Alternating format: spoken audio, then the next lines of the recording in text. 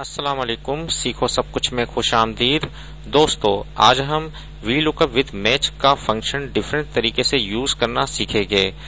पहले पार्ट 3 में हमने वी लुकअप विद मैच का फंक्शन यूज किया था, जिसमें डेटा को कॉलम वाइज हमने डिस्प्ले करवाया था। इस बार हम डेटा को रो वाइज डिस्प्ले करवाएंगे। आइए देखते हैं इसको कैसे किया जा सकता है। इस वक्त हमारे पास एक मार्कशीट है जिसमें स्टूडेंट्स के नेम दिए हुए हैं और सब्जेक्ट्स दिए हुए हैं और उनके मार्क्स दिए हुए हैं। आइए देखते हैं इसको कैसे यूज किया जा सकता है वी लुकअप को विद मैच के साथ।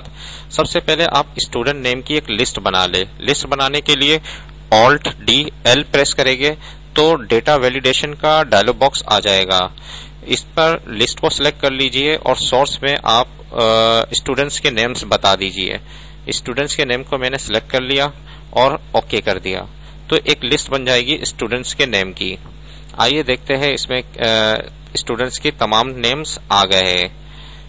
इस वक्त मैंने इमरान को सिलेक्ट कर लिया और आप कोई भी नेम सिलेक्ट करेंगे तो उसके मार्क्स यहाँ डिस्प्ले हो जाए। इसके लिए हमें वी लुकअप का फंक्शन यूज करना पड़ेगा विद मैच के साथ।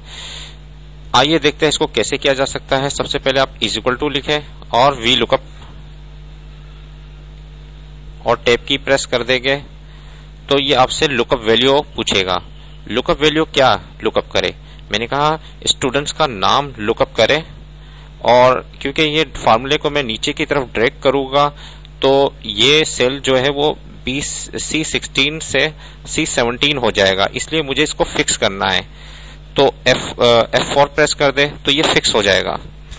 अब ये अपनी जगह से हिलेगा नहीं जब मैं ड्रैग करूंगा।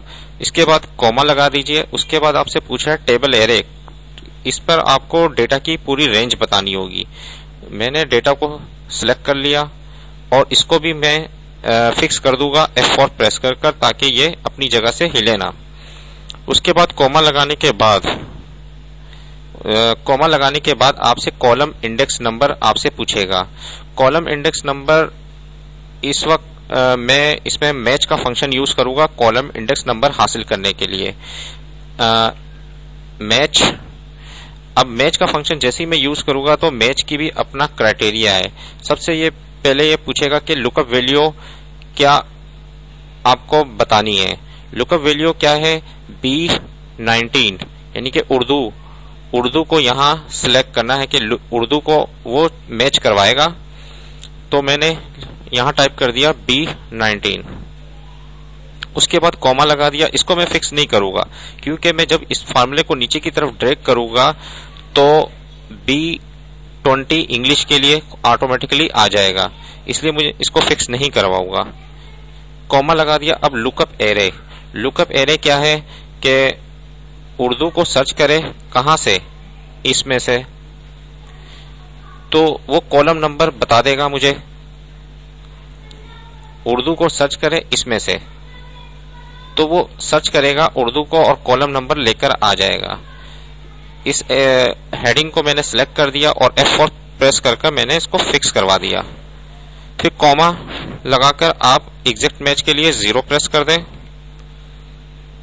एग्जैक्ट मैच के लिए हमने 0 प्रेस कर दिया, 0 लिख लिया क्योंकि एग्जैक्ट मैच है, और ब्रैकेट को क्लोज करा दिया।